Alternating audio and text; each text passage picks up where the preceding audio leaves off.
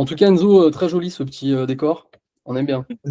Merci, je vous donnerai la ref du gars si vous voulez. Si il y en a que ça intéresse, il a fait du super bon taf, donc je le recommande. Ouais, je suis tombé dans le panneau tout à l'heure. Et ben, on attend que d'autres personnes arrivent. On est pile à l'heure, donc ça va. Moi, j'avais une question pour vous, messieurs, avant de Ouais. commencer. Est-ce que vous faites des trucs, est-ce que vous faites des choses bizarres quand vous êtes stressé? Est-ce qu'on fait des trucs bizarres quand on est stressé? Est-ce que vous avez déjà eu un comportement étrange, selon vous, quand vous êtes soumis au stress? Moi, j'ai un truc que je fais quand je suis vraiment stressé, et c'est que j'ai besoin de réfléchir. Et du coup, je me mets à marcher comme un PNJ. Je fais le tour d'une pièce comme ça. Et vraiment, Ah, je ne m'arrête pas. Je tourne un peu. C'est un peu un comportement autistique. Tu vois, je m'arrête pas, je m'arrête pas, je m'arrête pas. Et je réfléchis. Et du coup, souvent, mes proches, ils me disent, t'es stressé là, non? Je fais, pas du tout, arrête. Ça ne va pas du tout. Comme un chien, quoi. Ouais, c'est ça. C'est ça, exactement. Je le fais vraiment en faisant les 100 pas, tu vois. Quand quelque chose me stresse, moi en général, je pars courir. Si vraiment je suis pas bien, je ouais, pars courir ouais. pour tout de suite sortir, tu vois, de l'environnement où je suis pas bien et pour être dans l'action justement. Essayer d'être dans Mm. l'action tout de suite pour éviter de rester dans cet environnement, quoi. Ouais, moi je trouve que quand je stresse, généralement j'ai le rythme cardiaque, tu vois, qui s'accélère. Et donc pareil, j'ai besoin de m'oxygéner. Donc Ouais. généralement, je vais dehors, je marche. Et sinon, cohérence cardiaque, généralement, je redescends assez rapidement ma fréquence cardiaque et je me sens direct beaucoup mieux, quoi. Carrément. Ah, moi, j'ai un autre truc aussi que je fais, et du coup, c'est en rapport avec le sport.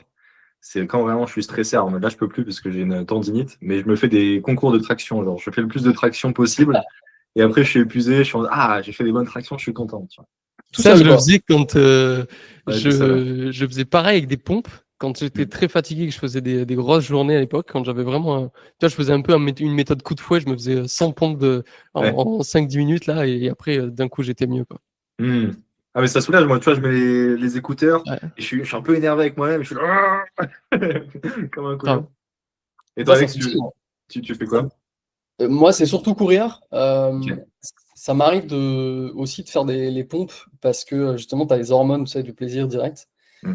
Et en fait, t'es direct dans le quick wins, tu sais, perso, quoi. Tu étais dans un mauvais mood, et là, d'un coup, tu sais que tu vas y arriver, enfin, tu vas enchaîner en fait plusieurs répétitions physiques, Mm. et clairement, ça fait du bien. Et tu fais plutôt de l'endurance en course à pied ou du sprint Ouais. dans ces moments-là, tu vois? Non, plutôt d'endurance, Ok. justement pour me dire que ça va pas être genre un 100 mètres Ouais. qui va me défouler et ensuite ça va durer que quelques secondes. Non, là, je sais que je pars pour être tranquille, tu vois, sur une demi-heure, une heure.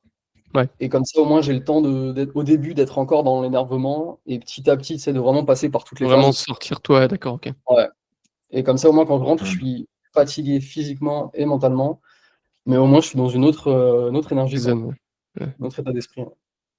trop bien. Le, s- Carrément. le sport, finalement, qui est la solution, qui est une bonne Ouais, on solution pour dirait, la hein. gestion du stress. Hein. Ouais, Ouais, les trois. Si quelqu'un, vous pouvez partager du coup, hein, dans le chat. J'ai fait exprès de bloquer, on a fait exprès de bloquer les vidéos parce que sinon ce sera quand même compliqué avec 40 personnes qui parlent en même temps. Donc j'ai fait exprès de couper les micros et les caméras. Mais vous avez le chat, discuter, hein, poser des questions.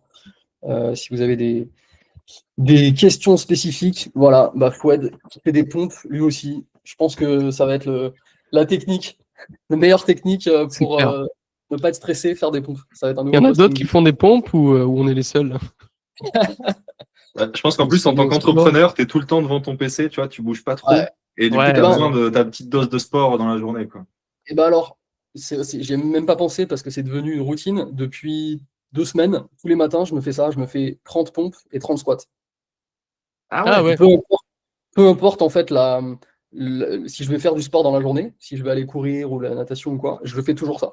Et du coup, maintenant, Hmm. j'ai trouvé. Alors, c'est pas ma morning routine du 6 heures du matin parce que je ne me réveille pas à 6 heures du matin, mais ça m'aide clairement en fait parce que je sais que je dois aller remplir ma gourde, euh, aller allumer mon PC, je fais mes 30 squats, je fais mes 30 pompes, et là, je suis bien parti, tu vois. Je suis déjà Focus. dans en train de lancer le corps. En mode One Punch Man. Ouais, Je sais pas si tu connais l'entraînement. Vu que Si, c'est c'est sans sans pompe pompe, et sans tout. traction, Ouais, sans squat, je crois. Ou c'est sans ça. ouais. abdos. Ouais. Ouais. Plus jeune, je le faisais ça, mais maintenant, je le fais plus que le matin. Tu vois, si tu vas à la muscu, tu le fais, mais là, juste en routine du matin, au réveil, ça fait quand même beaucoup, quoi. Voilà, bah Kevin, endurance et cardio aussi. Ouais. Top. Je suis Il y a beaucoup. C'est beaucoup de sport, du coup. Sauf Maxime. Maxime, du coup, qu'est-ce que tu fais d'autre? Est-ce qu'il y a des. Qu'est-ce Peut-être que de tu la fais quand. cohérence cardiaque et méditation, comme moi, des fois, ça m'arrive. Peut-être, ouais. La méditation, le yoga. Moi, la méditation, c'est vrai que c'est un bon Ça cheat calme. code aussi. Ouais. Ouais. J'ai découvert ça il n'y a pas si longtemps et c'est vrai que c'est agréable quand tu prends le temps de le faire, vraiment de te poser, que ce soit assisté ou en solo.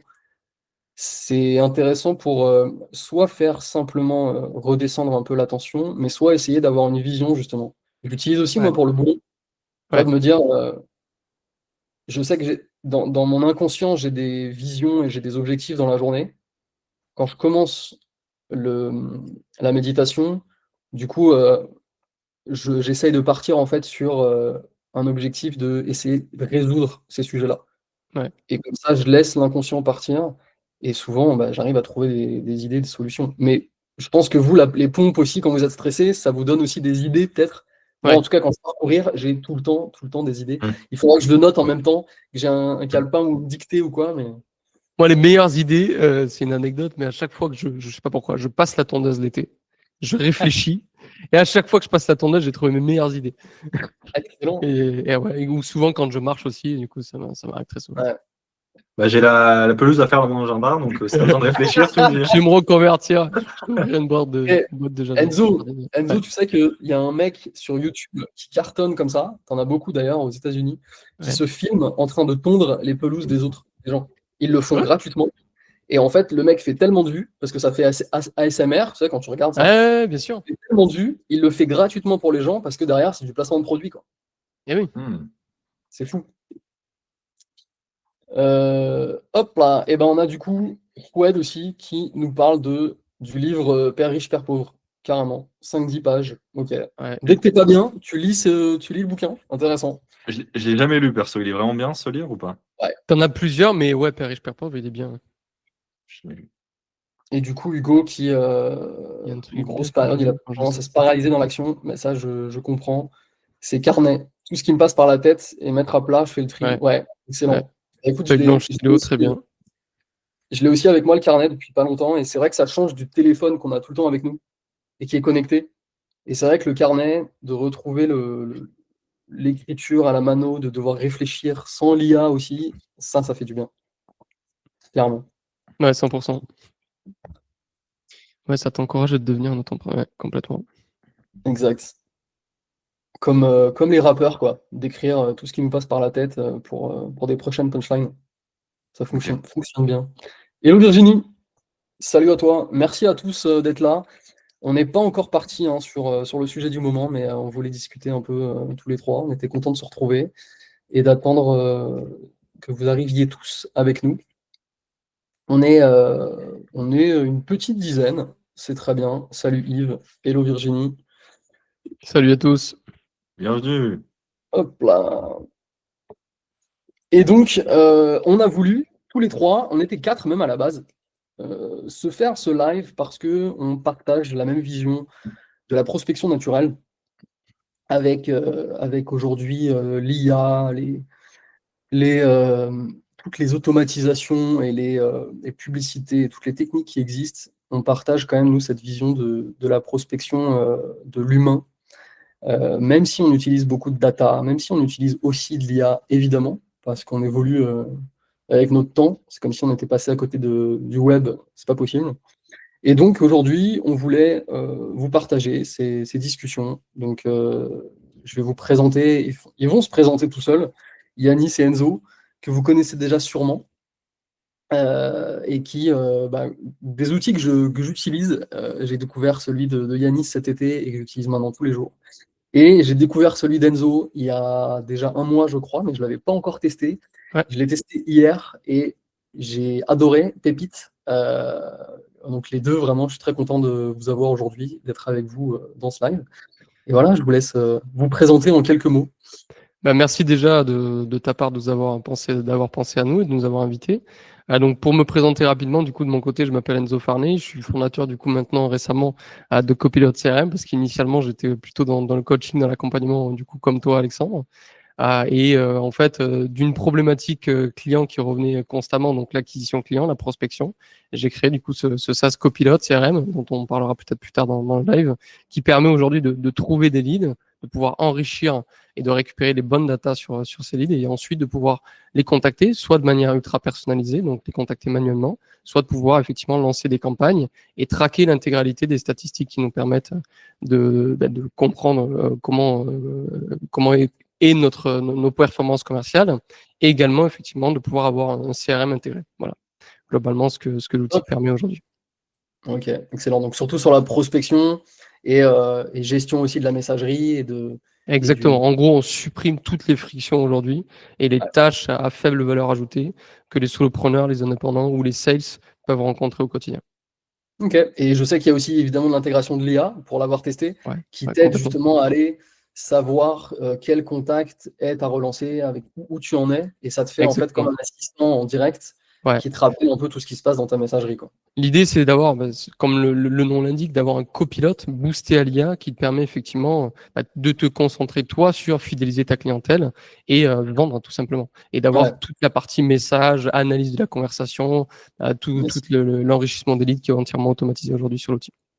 Très très cool. Ok, top. Bon, l'idée, c'est pas de faire une présentation PowerPoint et de vendre, hein, mais on discute et du coup, ça vous permet de savoir exactement qui est Enzo, ce qu'il fait, et évidemment d'aller voir ensuite les outils de chacun. Et on accueille encore Damien. Salut à toi, Damien.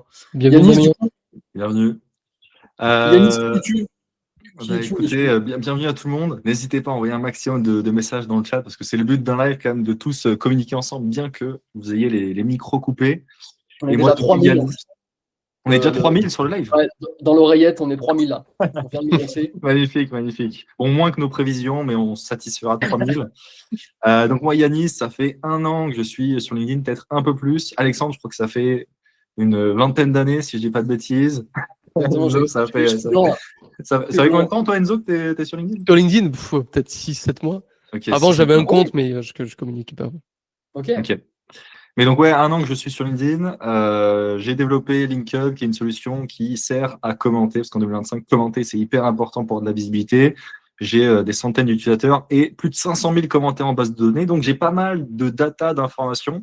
Et si jamais, d'ailleurs, vous avez des questions par rapport à ça, vous vous dites, OK, c'est quoi le meilleur commentaire, qu'il faut aller commenter, etc., n'hésitez pas à les poser, ce sera avec plaisir. Donc, voilà, Yanis, créateur LinkedIn et fondateur de LinkUp. Enchanté. Excellent. Et si vous utilisez son outil, LinkHub, vous verrez souvent sa petite tête qui apparaît. Il faut cliquer dessus, je vous le dis. Hein. Beaucoup sont passés à côté. Je ne peux pas montrer d'image, parce que j'ai mis une image dans l'outil, parce qu'il y a des tutoriels du coup dans l'outil, et il y a ma tête affichée. Yes. Bon, du coup, pour commencer dans le vif, si vous deviez résumer pour vous ce qu'est la prospection en 2025, qu'est-ce que ce serait? En une phrase, en un mot? Peut-être un mot, tiens, ça peut être intéressant. Une conversation. Ok. Moi, j'aurais dit relation, tu vois. Ouais. Conversation, confiance. Ouais, relation, c'est assez pertinent. Moi, j'aurais dit émotion. Émotion. Foued, relation. Ok. Chiant. Oui, j'aurais pris celui-là aussi, je pense. Je pense que j'aurais pris celui-là finalement. C'est le meilleur idée. Alors, évidemment, le mot prospection, ça, je suis d'accord. On peut en effet se dire que c'est chiant. Mais ok, donc relation, confiance, discussion. Clairement, c'est aussi notre vision, c'est la prospection naturelle. Qu'est-ce qui peut être intéressant selon vous de retenir sur Kevin a le meilleur mot. Bon, du coup, si on devait oublier que la prospection est chiante, comment on peut la rendre justement sympa, agréable et qu'elle soit justement efficace? Je t'en prie, Enzo. Je vais te dire, vas-y. Déjà, je pars du principe que là, la prospection, il y a eu une grosse hype et tout le monde s'est mis à en faire. Et du coup, les gens ont été beaucoup désensibilisés. Donc, cette technique de faire de spammer, de faire du volume marche beaucoup moins bien. Et c'est pour ça que moi, j'ai dit relation. Parce qu'en fait, la vente, ça se passe par de la confiance et donc de créer de la relation avec la personne. Et ce que j'observe, c'est que pour vendre, en fait, ce qui marche maintenant, c'est vraiment d'avoir plusieurs points de contact, de parler avec la personne, de comprendre son besoin. Et du coup, ça demande pas mal d'efforts. Et c'est pour ça que parfois, ça peut être chiant parce que c'est un peu un processus qui peut être perçu comme hypocrite parce que du coup, tu envoies des messages et tu crées de la relation avec la personne dans le but de vendre ton offre, etc. Mais bon, ça dépend quand tu le vois. Parce que si tu le vois comme je vais aider la personne et je ne lui vends pas un truc, c'est un peu différent. Mais c'était quoi la question déjà? Comment justement la rendre agréable, cette prospection, mais quand même que ça fonctionne, quoi. Ok. Bah moi, je mettrais en place l'utilisation d'outils pour en fait 80-20, c'est-à-dire toute la partie où tu n'as aucune valeur ajoutée. Bah, à ce moment-là, tu utilises des outils qui permettent d'envoyer les premiers messages ou les relances, ce genre de choses. Et après, c'est toi qui viens reprendre la discussion. Et il y a des outils qui existent aussi pour des fois, tu vois, tu as des systèmes, des discussions, c'est toujours plus ou moins les mêmes réponses que tu vas envoyer. Donc, tu vas avoir des outils où tu peux injecter des réponses qui sont déjà préfaites à l'avance, etc. Donc voilà, automatiser ce qui est automatisable où tu n'as aucune valeur ajoutée et garder l'humain en fait pour continuer la discussion, à les convertir. Alors je dis ça sur des offres plutôt à étiquette. Moi, par exemple, c'est un SaaS, donc c'est une application où c'est un essai gratuit. Et dans ce cas-là, j'ai très peu besoin de créer de relations parce que plus le prix de ton offre est haut, plus forcément il va falloir créer de leurs relations aussi. Complètement d'accord avec toi. Moi, je pense que c'est important justement de se poser la question qu'Alexandre vient de nous donner, parce qu'en réalité, souvent, automatiquement, ce qu'on a l'habitude de faire, c'est OK, c'est quoi les méthodes de prospection qu'on a autour de nous? Ah, envoyer des mails, ah, envoyer des messages LinkedIn, ah, envoyer des messages courts, envoyer des messages longs, etc. Mais jamais on se pose pour se poser la question de dire OK, moi, quelle est ma manière à moi, Enzo Farné, de prospecter qui me ressemble à moi? Je pense qu'il faut partir de l'être humain que l'on est pour pouvoir prospecter de la manière qui nous ressemble le plus. Parce que généralement, on part de la cible, mais on part pas de nous. Et ensuite, quand on part de nous et qu'on met une clarté sur, OK, comment est-ce que je peux ajouter du fun, du cool dans ma prospection. Par exemple, typiquement, ça m'est arrivé d'accompagner une cliente qui s'appelait à l'époque, enfin qui s'appelle du coup toujours parce qu'elle n'a pas changé de prénom entre-temps, Amélie. Et Amélie, elle me disait, putain, j'aime pas du tout prospecter sur les réseaux sociaux. Et au lieu effectivement de se pervertir et de rentrer, de se forcer à prospecter comme tout le monde, j'ai dit, OK, ben, si on devait rendre la prospection sexy, amusante pour toi, ça ressemblerait à quoi? Ah, ben, ça serait de la prospection physique. Ça serait aller dans des BNI, rencontrer du monde, s'amuser. Ben alors fais ça. Je pense qu'il faut d'abord partir effectivement de qui on est, de ce qui nous ressemble, mettre de la clarté sur à quoi ressemblerait une acquisition intéressante pour moi, qui me ressemble, et effectivement après l'optimiser. Donc moi je pense que c'est surtout ça au départ. Et après, bien évidemment, comme l'a dit Yanis, aujourd'hui on a plein d'outils pour supprimer, automatiser toute la partie un peu ennuyante de la prospection, notamment sur LinkedIn. Clairement. Et vous trouvez ça, sur 10, vous trouvez ça excitant combien de prospecter en vrai? Aïe, aïe, aïe. Je dirais, assez. 2,5, 1, waouh.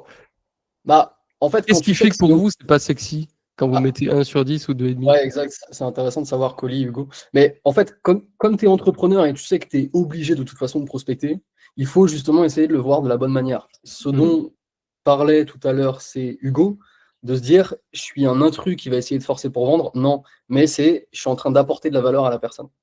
Ouais, Euh, Ce que tu disais, Enzo, c'est exactement ça. C'est qu'aujourd'hui, il y a 15 000 techniques qui existent.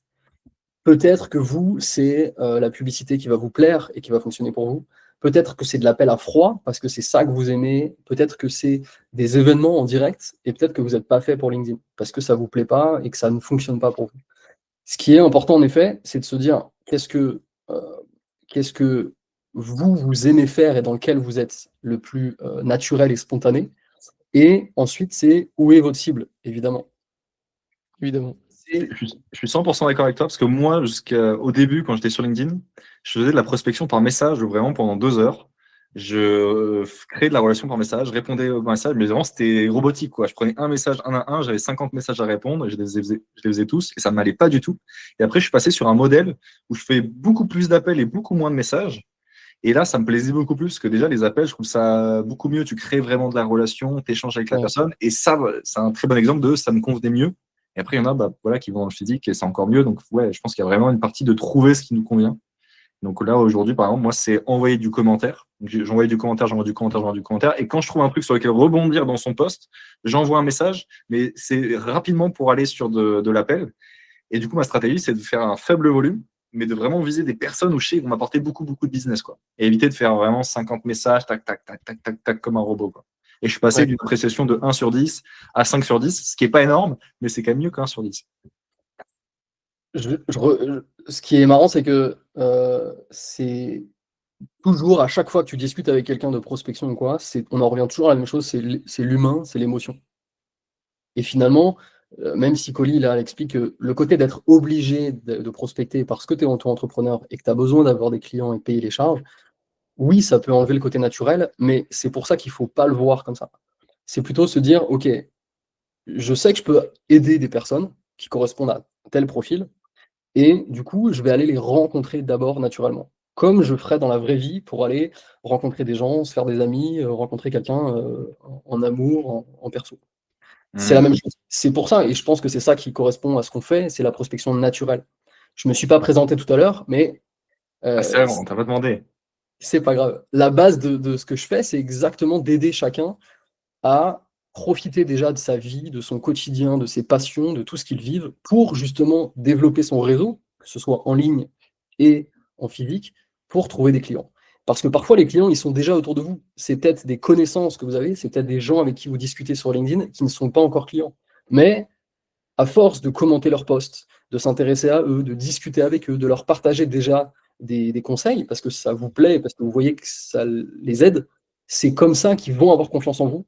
Et petit à petit, à force de continuer de discuter avec eux, de partager des choses, des informations, qui vous voient dans des lives, qui vous voient dans des vidéos, là, ils vont se dire, OK, Enzo, c'est la bonne personne, j'ai besoin de lui, j'ai peut-être pas le budget tout de suite, mais voilà. Donc c'est créer de l'humain, de la discussion. On en revient au mot qu'on a dit tout à l'heure.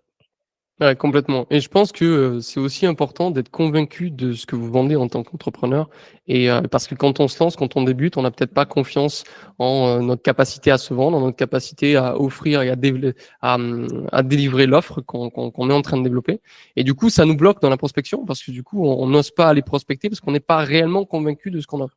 Donc, je pense que c'est aussi important quand on prospecte d'être convaincu et de faire un gros travail sur ce que vous délivrez et ce que vous offrez, ce que vous vendez pour être 100% convaincu. Et quand vous êtes convaincu de ce que vous vendez, ça devient quelque part, vous êtes tellement fier de ce que vous vendez que vous êtes content en fait d'échanger, de Mmh. partager ça.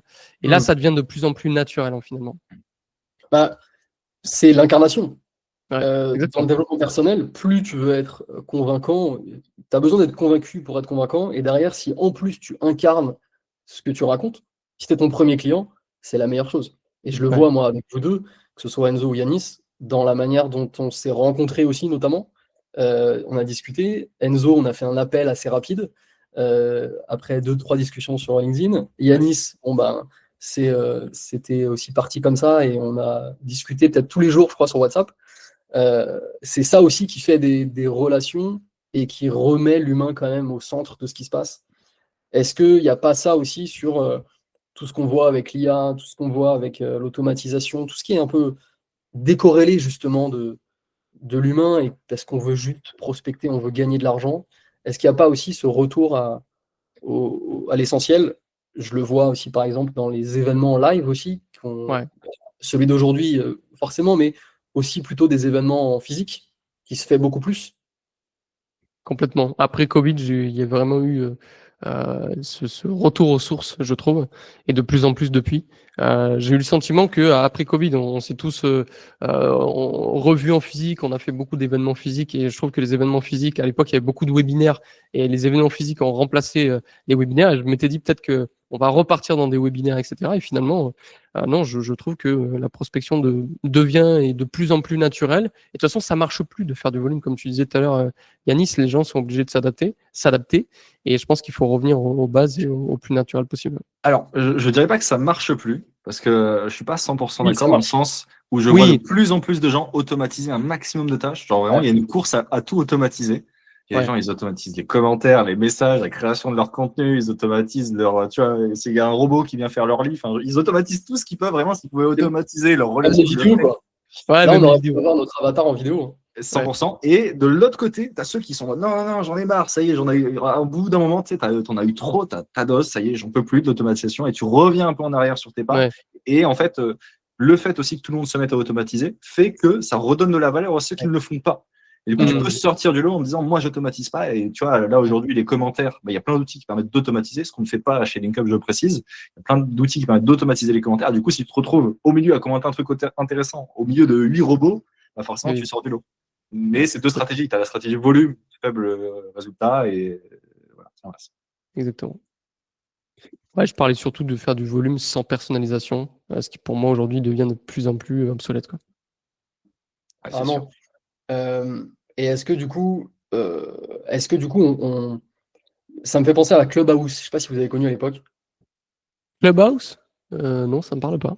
Clubhouse, c'était une application. Alors, c'est là que je prends peut-être un petit coup de vieux, mais j'assume totalement. Je suis trop jeune. Clubhouse, c'était une application d'audio, que des audios. Et tu pouvais créer en fait ce qu'on appelait des rooms. Donc, c'était comme des lives avec les 2-3 personnes qui organisent. Et en dessous, tu voyais tous les participants. Et tu pouvais te créer un compte très facilement. C'était comme un réseau social aussi. Les gens pouvaient te suivre, tout ça. Et c'était que de l'audio. C'est-à-dire que, pourquoi je pense à ça? Parce que je me dis que le fait d'aujourd'hui être obligé en fait de revenir sur de l'humain, sur de l'émotion, donc de devoir se confier et prendre sur soi aussi pour discuter avec les gens, est-ce que ça force pas justement les gens à faire un travail sur eux d'abord, de développement personnel, pour se rendre compte que, ok, en fait, je peux plus que prospecter comme un bourrin, mais je suis aussi obligé d'être dans le partage, dans la compréhension en fait de la personne que je veux aider. Je ne sais pas si vous me suivez. Je suis parti dans Ah, compréhension du comportement du consommateur et le côté Ouais, je pense psychologique. que c'est important effectivement de comprendre et de mettre une clarté parfaite du coup sur la cible finalement. C'est ça que tu veux dire? Ouais. Ouais. Ouais.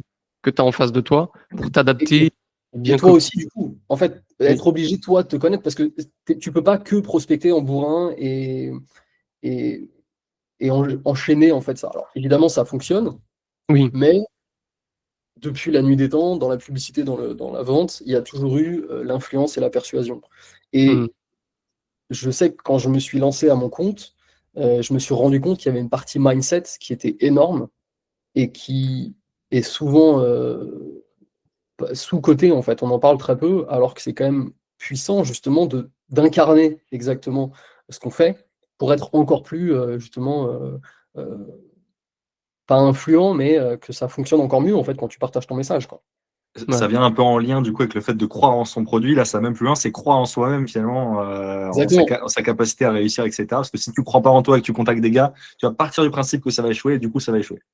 c'est Donc, ça. complètement, complètement. Et tu resteras pas sur la durée en tant qu'entrepreneur. Parce que quand tu es entrepreneur, tu es souvent seul, incompris, surtout quand tu es au départ en ligne, tu connais personne, tu commences à développer une communauté, mais c'est difficile au départ de développer un réseau, tu vois. Tu as peut-être aussi de la famille qui sont pas forcément entrepreneurs, etc. Donc c'est très compliqué de développer une confiance en toi et en ta capacité à entreprendre et réussir quelque chose. Donc c'est le nerf de la guerre pour moi le plus important, c'est effectivement de développer une confiance en toi importante et de croire en toi, et ensuite de croire en ce que tu vends, de bien connaître effectivement ta cible et que tu sois convaincu de ce que tu vends pour ensuite développer ton business, ouais, complètement. c'est la base. Ouais. Et, et du coup, avec toute la data, parce que, ok, il faut revenir à l'humain, parce qu'il y a trop de trucs automatisés, mais quand même, aujourd'hui, et vous le savez puisque vous le faites, vous utilisez la data qu'on a, toutes les informations qu'on a de partout, pour justement quand même nous aider à mettre de l'humain et en même temps de l'efficacité, parce qu'on sait exactement où aller, vers qui aller, quoi. Ouais, complètement. Moi, je pense que dès l'instant où tu es convaincu de ce que tu vas développer, de ton offre, que tu as choisi le canal d'acquisition que tu allais utiliser parce que tu sais que tu as ciblé dessus, ce qui est important, c'est de voir, OK, qu'est-ce qui susciterait un intérêt et qu'est-ce qui, quand je rédige le premier message, tu vois, avec les clients que j'accompagne sur Copilot CRM, en ce moment, j'essaie, tu vois, de vraiment être proche de mes clients et de rédiger les premiers messages qu'on crée ensemble pour lancer des campagnes. Et la première chose qu'on fait, et la première erreur d'ailleurs que beaucoup font, c'est qu'ils essaient sur la rédaction du premier message de convaincre la personne qu'ils ont en face d'eux, d'essayer de vendre, de susciter un intérêt, de caler un rendez-vous. Et or, en réalité, comme on l'a dit tout à l'heure, c'est des relations, c'est des conversations. Donc le premier message, il est là pour moi pour obtenir une réponse. Donc comment est-ce que je fais avec la data, avec tous les outils que j'ai aujourd'hui, pour susciter un intérêt, intriguer le prospect, sortir de tous les messages qu'on reçoit en masse et faire la différence pour créer la préférence derrière et obtenir une réponse importante. Donc une fois qu'on a mis de la clarté sur ça, sur OK, qu'est-ce qui ferait en sorte que ma cible me réponde à mon premier message? Derrière, je vais utiliser un outil qui me permet d'obtenir cette data, donc cette variable qu'on va inclure dans le message. Et comme c'est comme ça qu'on permet, entre autres, hein, de pouvoir avoir un bon taux de réponse sur le premier message, quoi. Donc, c'est vraiment la data et le fait de s'en servir pour créer un truc, un message sur mesure. Complètement. J'en parlais juste avant avec Anis, parce que justement aujourd'hui, je vais lancer une vidéo sur ça, sur le message LinkedIn, donc c'est Mm. exactement le sujet du jour. Et on a parlé tout à l'heure, je lui disais, en fait, le message LinkedIn, c'est toujours quelque chose sur lequel les gens bloquent parce que Oui. la plupart du temps, quand on reçoit un message LinkedIn, c'est de la prospection. Ouais. C'est un mec qui te dit: Salut Enzo, la semaine prochaine, on fait un webinar pour savoir comment gagner de l'argent avec l'investissement immobilier, alors que tu sais pas d'où il sort. Ça, très souvent, ça arrive. Ouais. Donc, les gens n'osent pas le faire, ils savent pas comment le faire. Et on le voit, les messages qu'on reçoit, c'est en général un pouce ou salut, parce que on n'ose jamais discuter. Donc, en effet, c'est là où c'est intéressant d'avoir soit des commentaires parce qu'on est allé voir ce que font les autres, donc grâce à du link up, mais aussi des informations sur qui est la personne, d'où elle vient. Et moi, je rajoute aussi, c'est là où c'est important de vivre des choses pour avoir des choses à raconter et pour vous créer vous-même en fait le contexte. Vous créez en fait l'excuse pour rencontrer les gens. Si vous Ouais. racontez des choses, ça vous permet d'avoir du contenu à faire. Ils vont du coup venir rebondir dessus et au moins vous avez des posts qui sont incarnés, qui sont vivants. Vous faites des choses, donc c'est intéressant. Et c'est pas juste de la prospection pour dire bon bah je peux t'aider, je peux t'aider, je peux t'aider. Super. Ouais, Ouais, puis pour de moi, toute façon, vas-y, pardon. je t'en prie. Non, vas-y, t'as commencé. Bon, d'accord. Ok, on va Allez, rigoler. allez, allez. Allez. Vas-y. En plus, sur LinkedIn, c'est vrai ce que tu dis, parce que tu as tendance à faire beaucoup de posts où tu incarnes et tu parles de ta vie, etc. Et c'est ce qui marche le mieux en vrai sur LinkedIn. Genre sur LinkedIn, il n'y a personne qui rêve d'un post tutoriel, ok, tu fais ça. J'ai essayé de faire des posts comme ça ne marche jamais. Ça marche 1000 fois mieux quand je parle de mon chat, quand je T'as dis, vu? ok, dans mon business, on a fait ça, on est allé en Hongrie et tout, les gens se disent, ah, mais là, c'est génial ce que tu fais, bravo. Bravo. Par contre, quand tu dis des trucs où vraiment c'est trop pragmatique, trop value, ce genre de choses, ça marche pas du tout. Et du coup, il vaut mieux en fait, même utiliser cette stratégie. C'est ça, ouais. Pour moi, c'est un écosystème où tu vas commenter les posts de chacun et avoir une routine d'engagement qui te permet d'avoir beaucoup plus de visibilité que poster aujourd'hui. Et effectivement, poster pour montrer, incarner qui tu es, créer de la valeur et quelque part mettre de l'humain au centre de ta prospection. Et c'est tout un écosystème qui te permet de faire la différence. Ouais. Je voyais un post hier de Kevin Dufresne qui disait que arrêtez avec votre design, ne commencez pas par faire une page de vente, c'est d'abord dégainer le téléphone ou Ouais. envoyer des messages LinkedIn. Et on le voit, euh, quand on organise un événement comme un live, par exemple, pour aujourd'hui, on va dire, je pense que la majorité des personnes qui sont venues, c'est parce qu'on leur a envoyé un message en privé, parce qu'on les connaît, on a déjà discuté Exactement. avec eux, Ouais. plutôt que via un post où ils débarquent, ils se disent, tiens, bah Enzo, il m'invite déjà à un truc alors que je le connais pas, je suis un peu réticent. Alors que là, vous avez déjà une discussion en messagerie, ils sont confiants, ils savent que si la personne a pensé à moi pour ce live-là, c'est qu'elle elle sait que ça peut me plaire, donc je suis plus enclin à y aller, quoi. C'est ça où c'est intéressant. Complètement. Est-ce que, justement, vous avez une routine à partager, la vôtre, si vous voulez bien la partager? Et est-ce que, surtout, la question, c'est est-ce que vous êtes des clients? Est-ce que vous êtes les premiers clients de vos outils? J'imagine que oui. Mais peut-être Une routine par rapport à quoi? À la prospection? une routine, justement, par rapport à cette prospection où tous les jours, vous savez que on parlait de rigueur tout à l'heure avec le sport. Est-ce que vous vous imposez des actions à faire tous les jours? Alors, moi, j'en ai une que j'ai pas fait cette semaine, donc je suis une mauvaise élève, mais j'en ai une.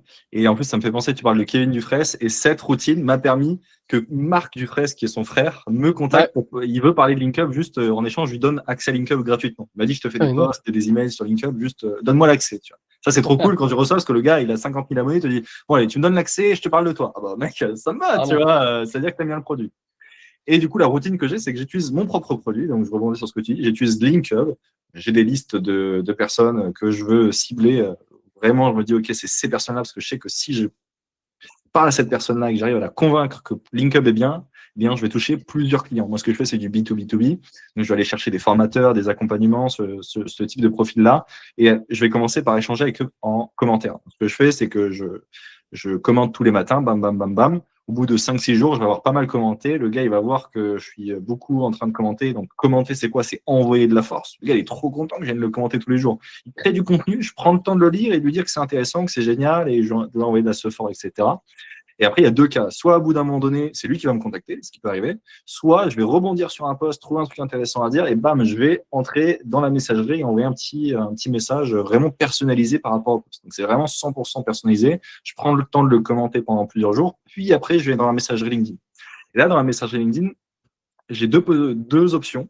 Soit j'essaye de rediriger au plus vite vers un appel en Google Meet, soit je redirige sur le WhatsApp directement. Et dans le Google Meet, de toute façon, quand je vais parler avec la personne, je vais avoir pour but de le prendre sur WhatsApp directement, parce que souvent, moi, je m'adresse à des gros créateurs qui ont 5, 10, 20 000 abonnés et qui n'ont pas le temps, qui n'ont pas envie de te répondre. Et du coup, je sais que dès que j'ai le WhatsApp, déjà, je passe entre les mailles du filet et je peux beaucoup plus parler avec la personne. Et ça m'a permis de rentrer en contact avec des personnes qui ont 60, 100 000 abonnés, franchement, assez facilement. Et par la suite, c'est l'opportunité de discuter, d'apporter de la valeur. Et typiquement, je prends l'exemple de Marc Dufresne. Moi, j'ai fait un appel avec lui parce que je ne l'ai pas du tout prospecté. Je lui ai dit, OK, ton offre m'intéresse. Ça, c'est une super méthode aussi pour rentrer en relation avec quelqu'un. C'est, tu dis, ton offre est trop cool, elle m'intéresse, j'ai envie de devenir client. Alors là, si tu dis au gars que tu vas devenir client chez lui, mais il va te pouponner comme jamais et il va t'accorder énormément de temps et de valeur.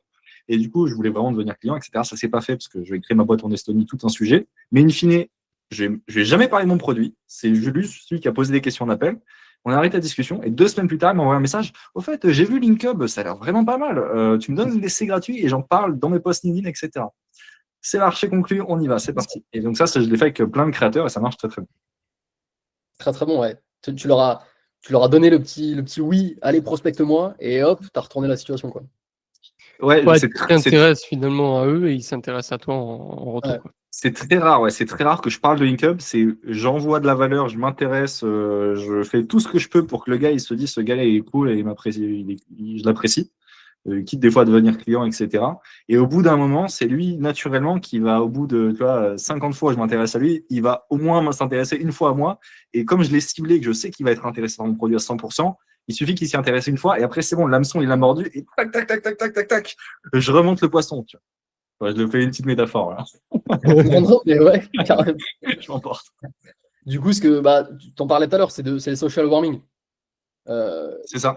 Clairement, c'est ça, c'est le fait de chauffer les leads, d'éduquer en fait c'est comme le lead nurturing, c'est de chauffer le lead. Alors évidemment, il faut le faire naturellement, mais là c'est le parti marketing, la partie vente pour bien comprendre en fait comment ça fonctionne. Et c'est ce que vous voyez partout sur LinkedIn, c'est qu'en fait aujourd'hui ce qui fonctionne, c'est l'inbound marketing qui existe depuis très longtemps. Non pas de pousser le produit vers le client, mais de l'attirer à soi. Donc, plutôt que d'aller. Alors, évidemment, les deux fonctionnent, hein, encore une fois. C'est juste que là, nous, on parle de l'inbound. Mais plutôt que d'aller pousser votre produit avec de la pub, à aller vendre, à aller l'appeler, à aller envoyer un mail, envoyer un message de prospection, on va en fait, parce qu'on connaît notre cible, créer du contenu pour que ce soit elle qui vienne à nous. D'où les vidéos sur YouTube. Je sais que vous y êtes et que vous avez des leads grâce à ça.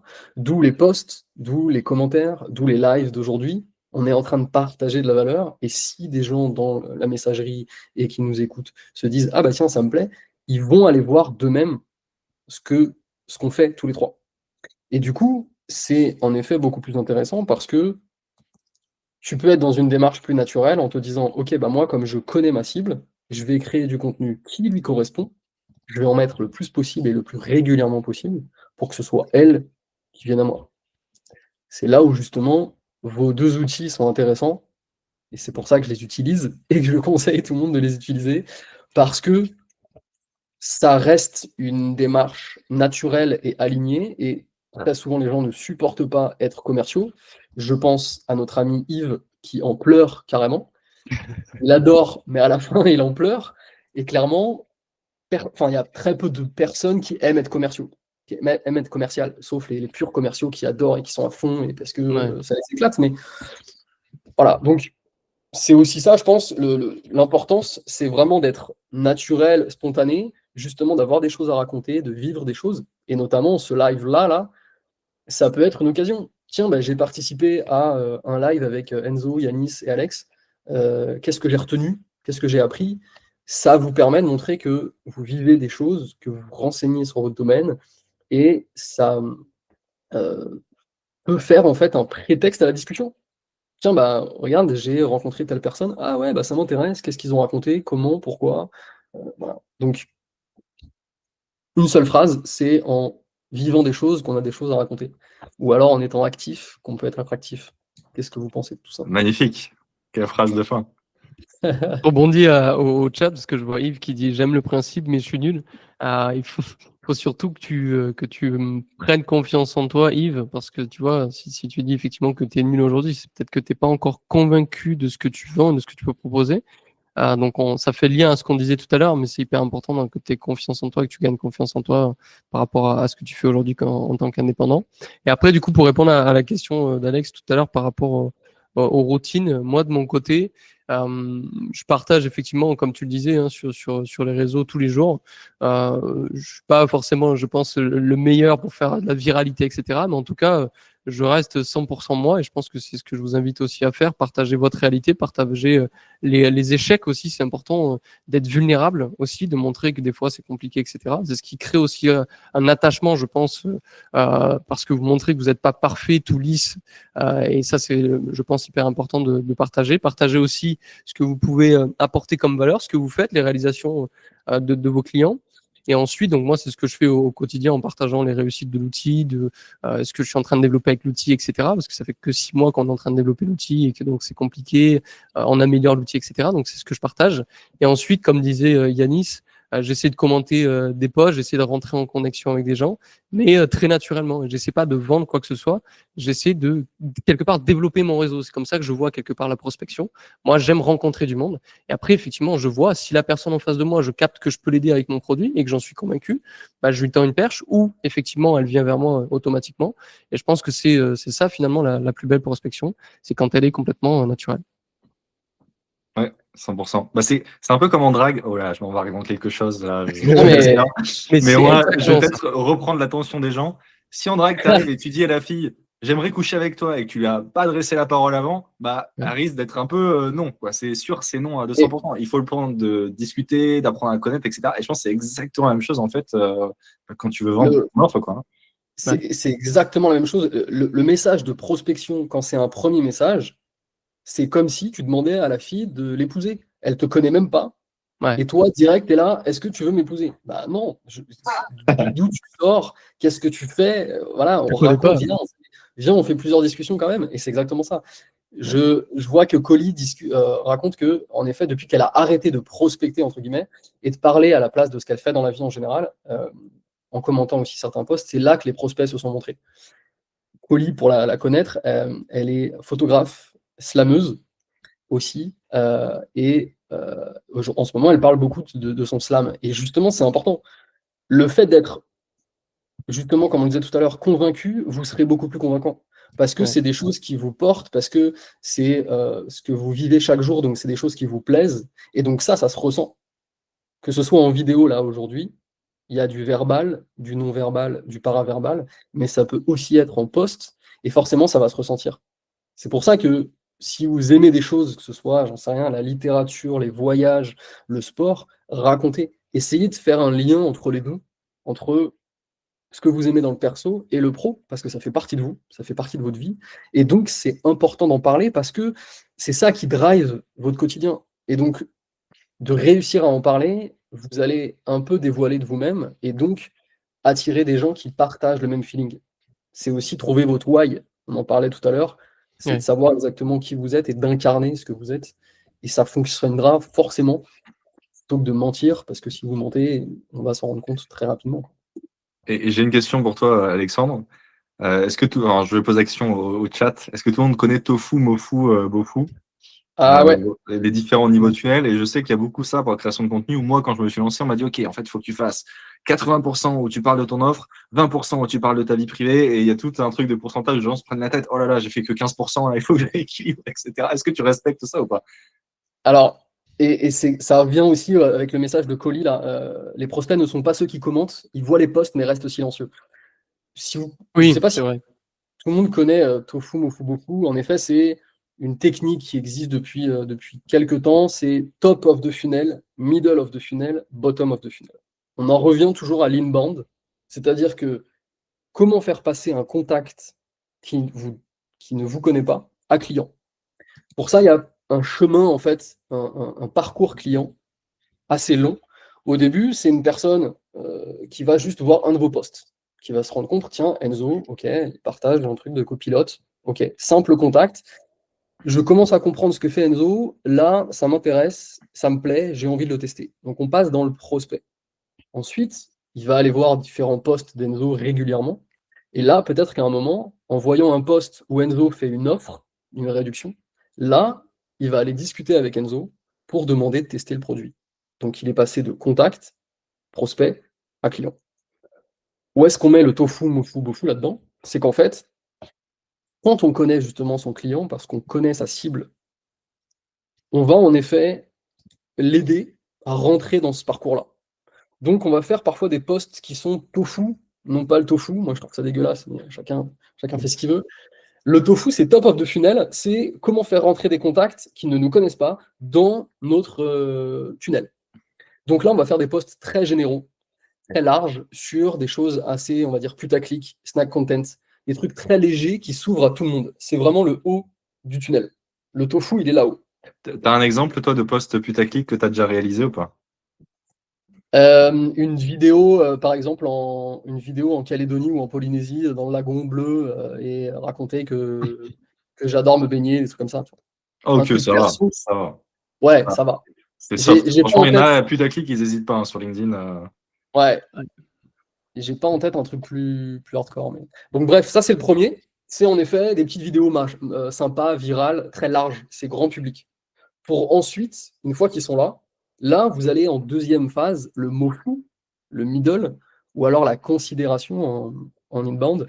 Là, vous allez plus expliquer les différences qui existent dans votre business, pourquoi utiliser tel outil, quels sont les conseils. Voilà, c'est la majorité, c'est 80% de votre contenu. Et le dernier, maintenant pour les faire passer à client, c'est la fin du tunnel. Tofu, mofu, bofu. Le bottom of the funnel, là, c'est j'ai une réduction, je fais un live, j'ai un événement que j'organise, j'ai une formation que je te mets en avant, j'ai un produit, j'ai un e-book. Voilà. Donc ça, c'est, on va dire, 10%, 20%. Pourquoi? Parce qu'ils ont besoin d'avoir confiance, mais parfois, on va les faire passer à l'action pour leur dire, OK, c'est maintenant, le social warming, il est bien là, je t'ai bien chauffé, maintenant, tu peux devenir client. Je pense que j'ai une question pour toi, Alex, et je pense que beaucoup se la posent ou rencontrent cette problématique. C'est comment est-ce que tu fais, toi, pour trouver des idées de contenu au quotidien? Euh, je vais répondre à la question bateau, c'est en étant actif, en faisant des trucs, en fait, en vivant des trucs. Déjà ça. Et en deuxième, c'est en essayant de voir ton quotidien et tout ce que tu fais dans la journée avec un prisme complètement différent à chaque fois. C'est-à-dire que le live, là, par exemple, aujourd'hui, pourrait te sortir 20, 30, 40 idées. C'est l'entrepreneuriat, c'est d'avoir rencontré des mecs sur LinkedIn et de faire un live après. C'est pourquoi créer des événements pour trouver des clients. En fait, à chaque fois que tu lis quelque chose dans ta journée, c'est ce que je conseille à mes clients, c'est de toujours, à la fin de la journée, noter une, deux ou trois choses qui t'ont interpellé, positives ou négatives. De prendre le réflexe, en fait, d'écrire. On en parlait tout à l'heure, hein, du téléphone, du carnet, mais de noter. Moi, tous les jours, depuis le début de l'année, je note ce que j'ai fait dans la journée, de bien ou de pas bien. Tous les jours. Je me suis mis une automatisation à 22h, paf, ça s'ouvre, ma note, vraiment, et j'écris. Et du coup, ben, ça va me faire en fait des tonnes et des tonnes de trucs, déjà pour me souvenir de ces bons moments, et puis en même temps parce que, tiens, bah, je suis passé à côté de cette idée de contenu. J'ai rencontré un tel, j'ai fait cet appel, j'ai pris un café, j'ai fait ce voyage, j'ai fait cette course à pied. Ouais, donc En tu fait, pars de ce que tu vis, quoi. en fait, avant d'être intéressant sur LinkedIn, il faut être intéressant dans votre vie. Ouais. Parce qu'il y en a beaucoup, je pense, qui partent du contenu des autres pour créer du contenu, parce que du coup, ils scrollent pour trouver des idées, et Mais ils c'est se très bien. retrouvent après à avoir une communication qui leur ressemble pas forcément parce que ils partent pas de ce qu'ils vivent, comme tu dis aujourd'hui. Mhm. Et vous, Et comment vous faites? ouais, comment vous faites? Et je suis peut-être curieux aussi de connaître quels sont les plus gros problèmes que vous avez. N'hésitez pas à nous poser des questions aussi et nous parler ce qui vous challenge aujourd'hui au niveau de la prospection, de l'acquisition, de la communication. Comme ça, on pourra rebondir à vos questions si jamais. Et vous deux, justement, Enzo, Yanis, comment vous faites pour avoir des idées de posts à faire, des idées de contenu? Moi, pareil que toi, je pars. Alors, je prends pas le temps de noter, etc. Et d'ailleurs, c'est une bonne routine que tu m'as donnée. Je pense que je vais la mettre en place parce que des fois, je me retrouve à à me demander, putain, qu'est-ce que je vais communiquer et qu'est-ce que je dois faire. Donc, si j'ai ma petite pop-up à 22h ou entre midi et 2 qui s'ouvre et que je me note des idées, c'est très pertinent pour moi.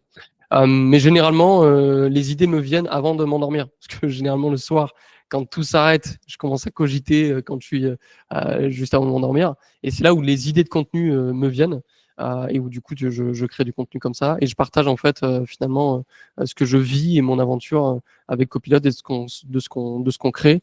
Et à la fois, comme je disais tout à l'heure, des victoires quand il y en a, à la fois des problématiques, quand aussi, et ça je le fais de plus en plus, je sollicite aussi la communauté LinkedIn pour savoir ce qu'ils aimeraient, pour mieux comprendre ma cible, pour comprendre leurs attentes. Et ça, c'est hyper, hyper, hyper important à toutes les étapes, je trouve, de construction et au développement de l'offre et de son business. Et d'ailleurs, je l'ai fait au départ pour créer l'offre, pour créer le logiciel.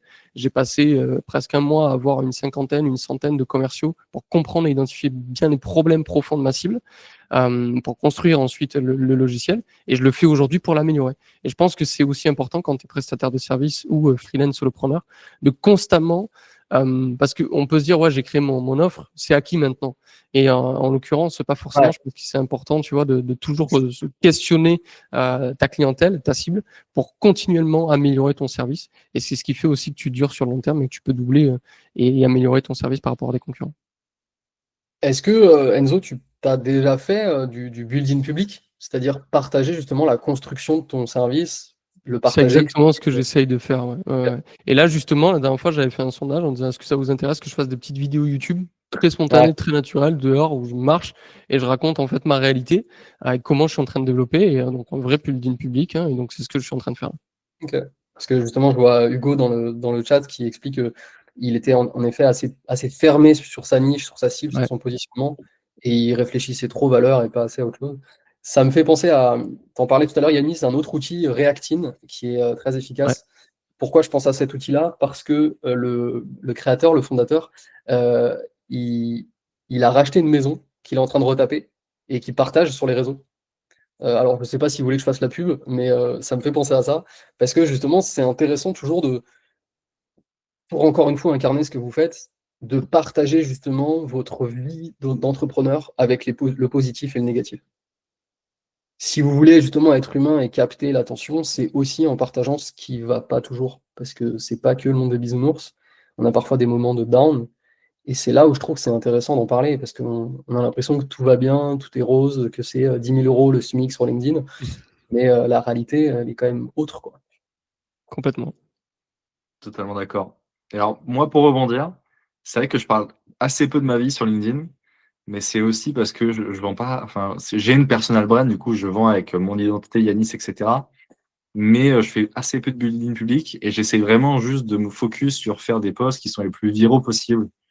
Je vais être franc, j'essaie vraiment d'envoyer des gros bangers. Bon, j'ai un peu du mal, hein, c'est assez dur en ce moment sur LinkedIn d'avoir des impressions, honnêtement. Ça va, ça C'est arrive bien quand costaud. même. Heureusement qu'il y a LinkUp avec les commentaires hein, pour booster Ouais. des visibilités. Je l'ai pas dit, je l'ai pas dit, je l'ai pas dit.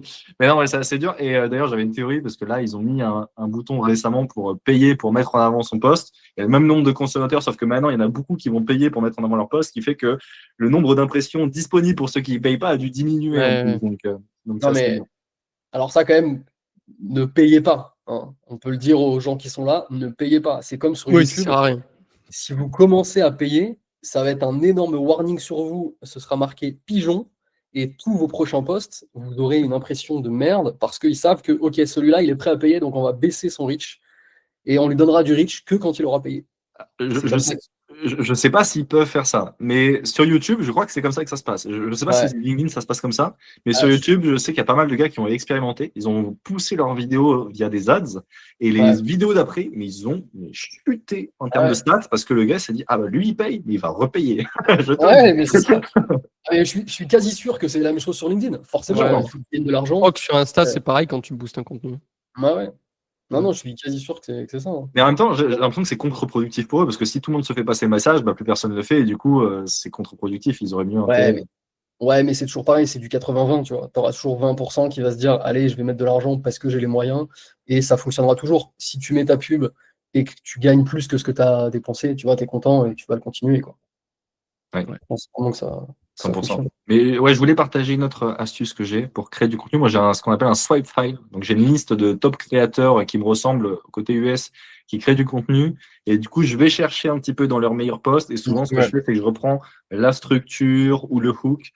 Évidemment, je ne fais pas un copier-coller, ça n'a aucun sens, mais je reprends ce qu'ils font et je repère des patterns. Par exemple, moi, un pattern que j'ai repéré, c'est atteindre un palier, un objectif et le partager comme une réussite sur LinkedIn. Ça marche hyper bien. Dès que je fais un palier, genre 2500, 3000 euros, 1000 utilisateurs, bim, bim, bim, j'envoie un post là-dessus et à chaque fois, c'est un carnage parce que les gens ils sont super, bravo, continue, c'est génial. Donc ça marche bien, les événements. Il y a pas mal de petits trucs comme ça qui marchent à répétition. Carrément, c'est vrai, on n'en parle pas. Je ne sais pas si toi, Enzo, dans Copilot, tu fais un peu le style de gamification. Je pense sur LinkUp, tu vois, un peu ce truc de.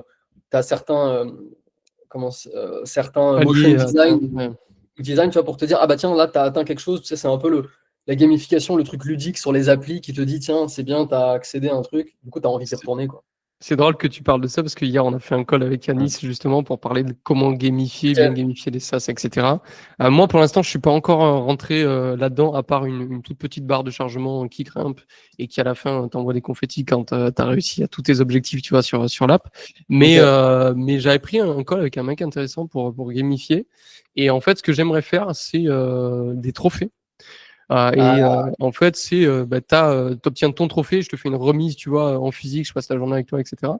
Et on fait, tu vois, un petit podcast, etc. Comme ClickFunnels, etc. le font en physique pour X rendez-vous bookés et X chiffre d'affaires réalisé sur la plateforme.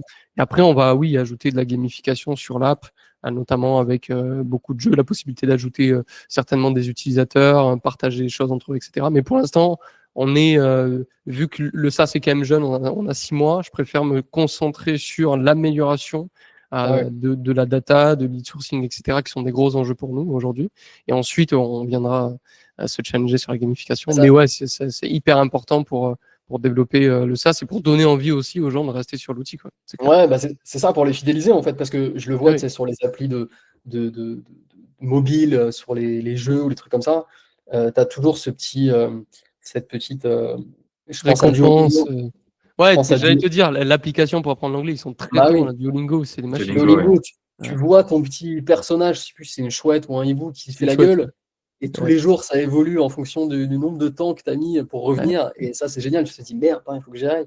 Tu as la jauge aussi de score, les étoiles. Enfin bref, que des petites dopamines à chaque fois pour t'inciter à revenir. Donc, dis-toi que ma mère, elle a, je crois, 500 jours sur Duolingo. Tu vois. Et quand j'ai vu ça, je me suis dit, attends, je vais m'inspirer de ce qu'ils font pour LinkUp.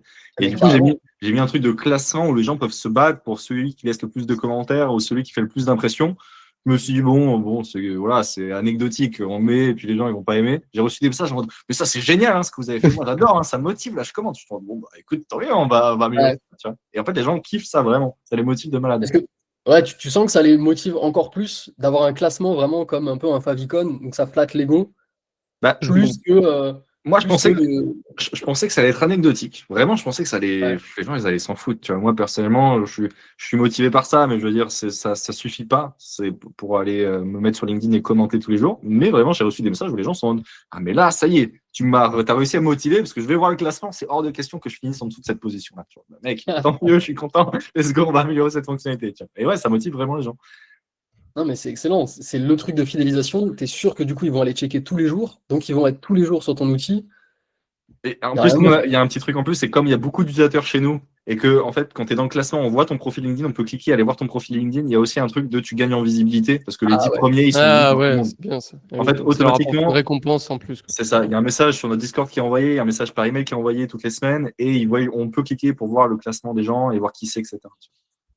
Donc il y a un vrai bénéfice quand même, quoi. C'est pas que du vanity metrics. Ouais, on réfléchissait aussi à faire gagner des trucs et tout, mais pour l'instant, on n'a pas mis en place.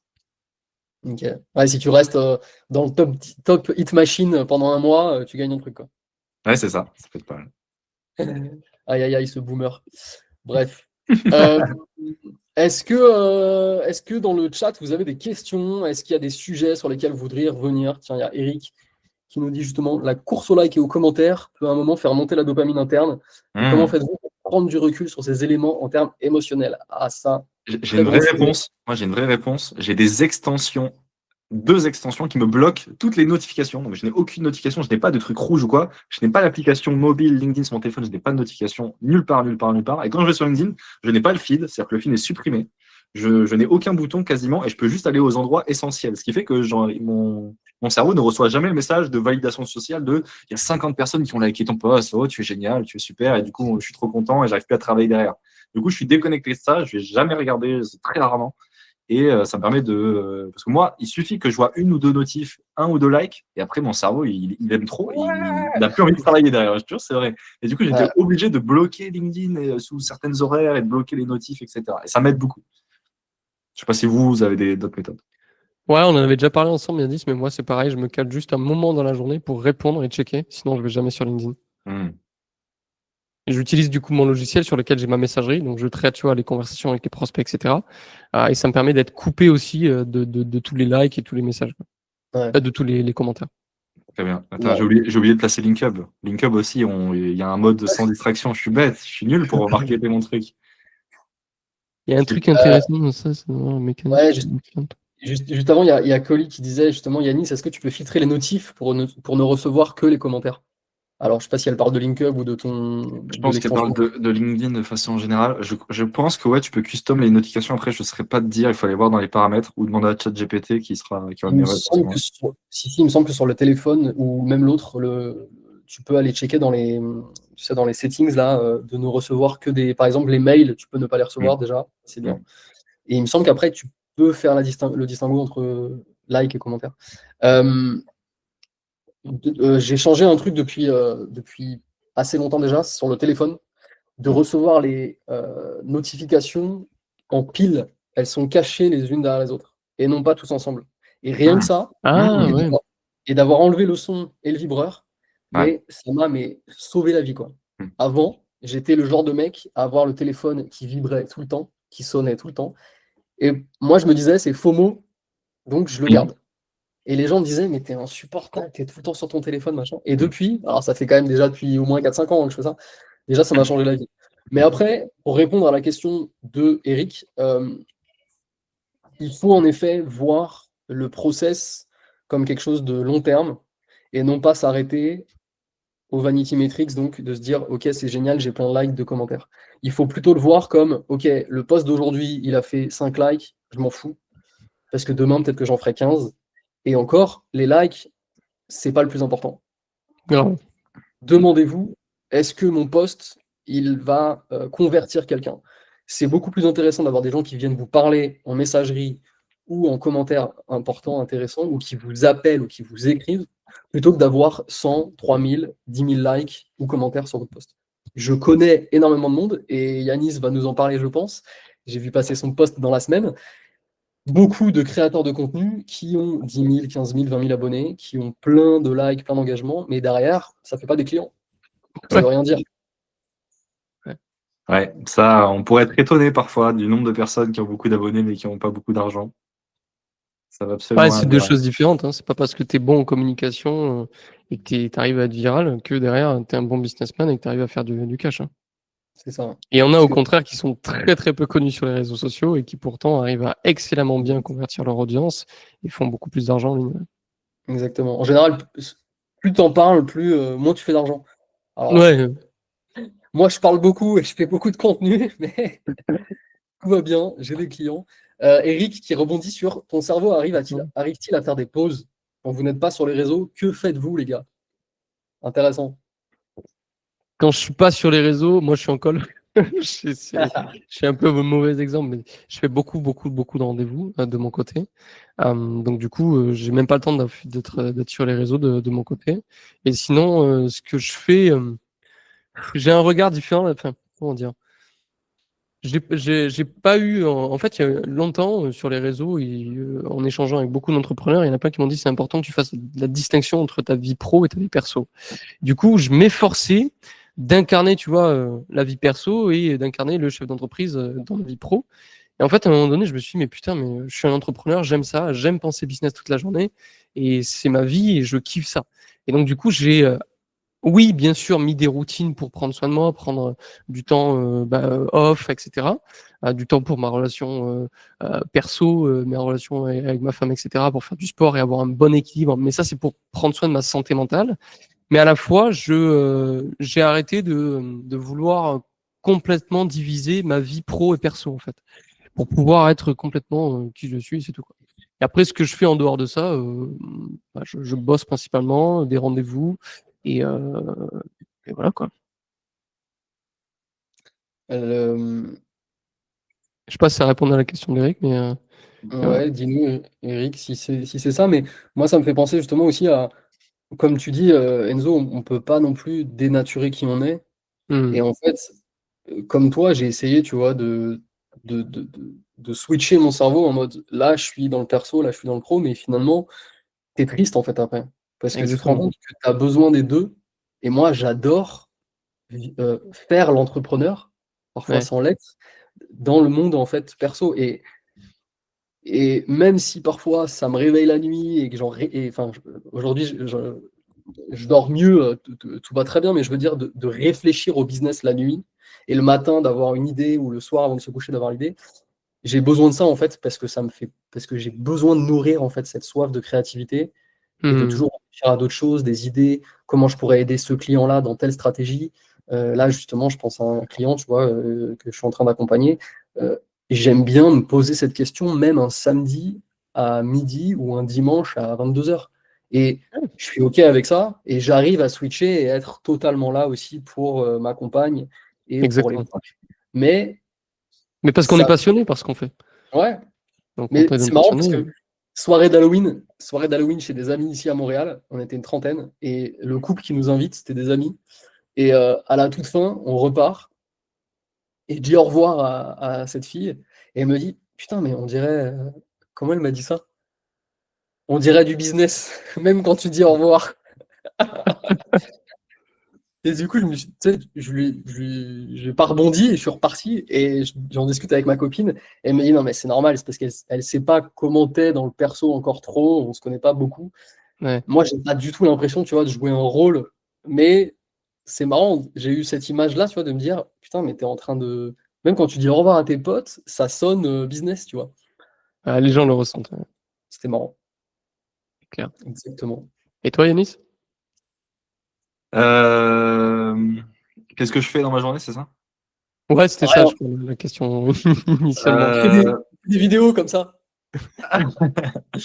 Bah moi, je me lève assez tôt et en fait, justement, LinkedIn, je trouve ça hyper prise de tête. Plus j'y passe de temps, plus ça me bouffe le cerveau.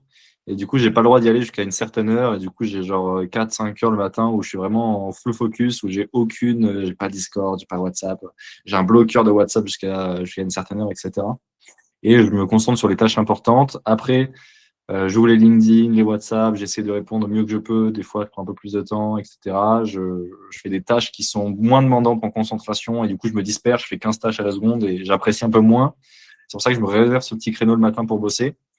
Et après, bah, malheureusement, je trouve que les bons entrepreneurs, c'est ceux effectivement qui sont passionnés et qui vont réfléchir à ça un samedi soir alors que bah, le concurrent, lui, il va aller faire une fête. Et du coup, Ouais. c'est comme ça que tu as, en fait, t'as un avantage compétitif. Il y a le temps que tu travailles sur ton business, mais il y a aussi le temps de cerveau que tu alloues à réfléchir à ton business. Parce que moi, les meilleures idées que j'ai, je les ai pas quand je suis sur mon PC, je les ai quand je marche, quand je suis Carrément. dehors, quand je fais des trucs qui n'ont rien à voir. Et en fait, comme mon cerveau est passionné, il continue de réfléchir là-dessus, à quelle est la solution pour avancer. Et du coup, j'ai des super idées. Donc, bah, souvent, je réfléchis beaucoup business et je fais beaucoup de temps à travailler. Donc, je fais assez peu d'autres choses. Mais sinon, je fais aussi de la muscu entre 10 heures et midi. Et Non, le mais soir, je lis. ouais, je pense qu'il n'y a pas de pression, tu vois, non plus à se mettre. Ouais. On a notre manière de faire, de voir les choses. Il faut pas se comparer aux autres parce que sinon tu es foutu. Tu vas te dire merde, je me réveille pas à 5 heures. Merde, j'ai pas 15 000 abonnés. Merde, enfin, tu vois. Sinon, tu passes ton temps à te dire que tu es nul. Donc il vaut mieux être focus quand même sur soi. Et ce que disait Eric là, c'est que il fait le parallèle avec son boulot et la question du stress, du burn-out aussi. C'est qu'en effet, quand tu fais un métier qui te passionne, bah, tu sais, c'est le truc cliché de dire j'ai pas l'impression de travailler. Et clairement, c'est vrai.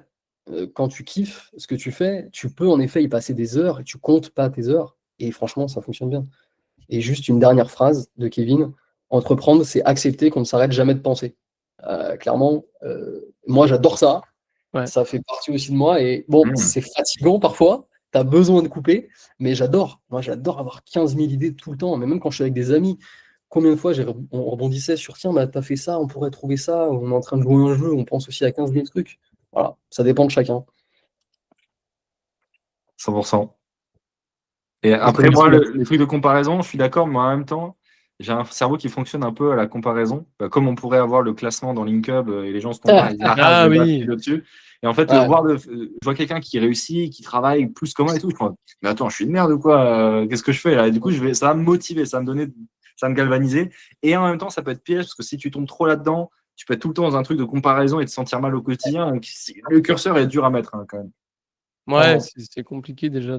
Ouais. Je pense qu'il y a la concurrence, enfin la comparaison positive et la comparaison négative. Celle qui est positive, c'est qu'elle te pousse à t'améliorer continuellement, elle pique ton ego, elle te permet de te développer et personnellement et d'avancer sur tes objectifs. Et celle qui par contre te fait culpabiliser, bon bah là, c'est ce que vous ressentez quand vous ouvrez votre LinkedIn, publier et fermez-le vite quoi.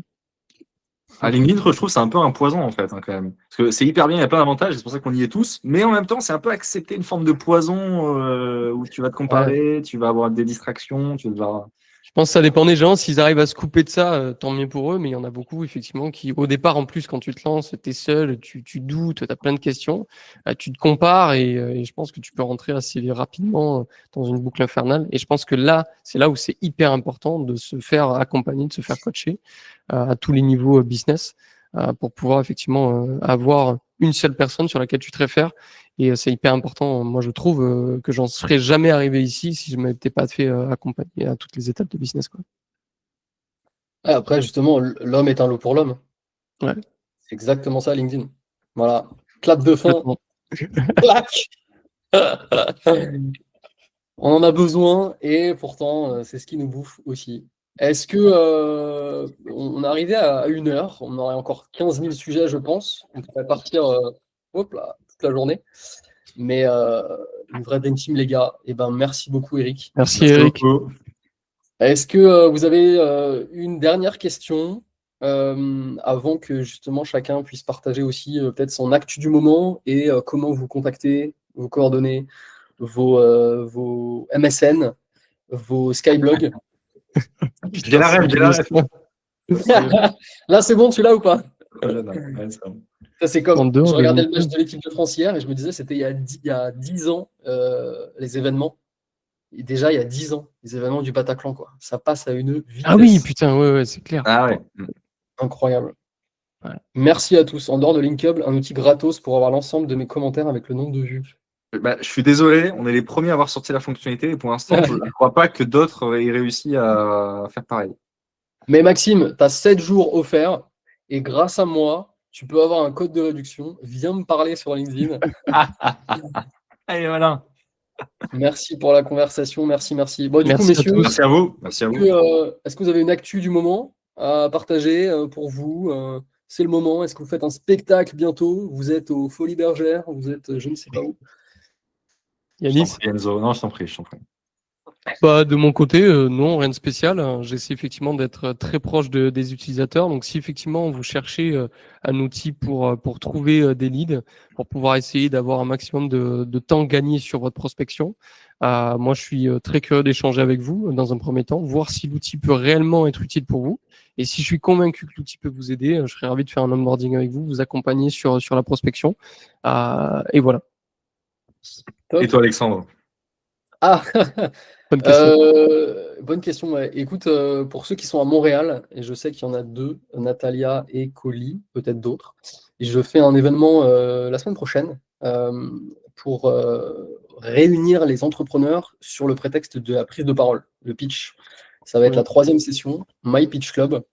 Et, justement, bah, ça me permet de réunir les entrepreneurs, de les faire se rencontrer et d'avoir une excuse plutôt que de juste se pointer et avoir son petit badge, je m'appelle Alex. Là, au moins, on est tous réunis avec le pitch et comme ça aide chacun à travailler sa prise de parole. Et sinon, écoutez, c'est la chaîne YouTube sur laquelle vous pouvez me suivre. Plein de conseils justement sur comment créer du contenu, comment trouver des clients sur LinkedIn, mais aussi en utilisant votre réseau, votre quotidien, vos passions Voilà. Et je partage aussi des outils comme ceux d'Enzo et Yanis, donc plein d'autres solutions pour vous aider. Voilà. Et Sébastien qui valide. Enzo est top, il m'a bien accompagné pour Copilot CRM. Et ouais, Merci, carrément. Seb. Mais les deux outils sont vraiment top. Je vous conseille d'aller les voir, d'aller les tester, parce que c'est vraiment excellent. Moi, j'en teste beaucoup et aujourd'hui, j'en mets peu en avant, ceux qui me plaisent, et vraiment, les deux sont top. Merci à Merci tous. encore une fois pour toi, Alex. Merci bien. Ben, avec plaisir. C'était bien Yanis? Merci cool. à toi, Alex. C'était cool, très bonne présentation de ta part. Ouais. Merci Très beaucoup. propre. Écoutez, au prochain Bah rendez-vous. ouais, carrément, ça donne envie d'en faire d'autres, hein. Merci, Eric, c'est sympa. J'ai mis tous les liens, mince, je me suis trompé, mais je mis tous les liens dans les messages pour ceux qui veulent checker. Ouais. Et Ah, puis, bien voilà. vu. Ah, vous pourrez retrouver aussi, ouais, on fera dans les posts de l'événement, sinon on pourra le mettre. Et sinon, venez parler à ceux qui vous ont intéressé Ouais, voilà. sur LinkedIn, et comme ça on discute, on échange, et voilà, carrément. Mais ouais, avec plaisir pour en faire un nouveau, hein, un jour, bientôt. Si ça, Ouais. si Merci ça- beaucoup. C'est cool en tout Merci cas, pour donc l'invitation. pourquoi pas. C'était Merci, vraiment, Seb. c'était vraiment naturel, tu vois, tu te prends pas la tête, boum, tu parles juste et c'est très bien. Bah, c'est ça, comme un bon Ouais, c'est le moment. meilleur format. Ouais. J'aime bien. Faudrait limite Ouais. faire un truc récurrent, tu vois, ou toutes les 2 semaines, un truc comme ça. Ouais. Ça pourrait Avec être un sujet, une thématique, on vient Ouais, avec une problématique et un une solution. rendez-vous, tu vois, un petit peu, ça peut être pas Ouais, mal. ouais, complètement. je suis d'accord. Ouais, comme un café. Vous, c'est l'après-midi, moi, c'est le matin. Mais... Le Tour de France, Eric. Tour de France. Bonne idée. À chaque fois, on se déplace. On fait comme Stade 2 pour le Tour de France. On va dans la ville haute. Carrément. Mais ouais, exactement. Avec grand plaisir. Et puis, en effet, pourquoi pas trouver un sujet. Ah, Loïc. oui,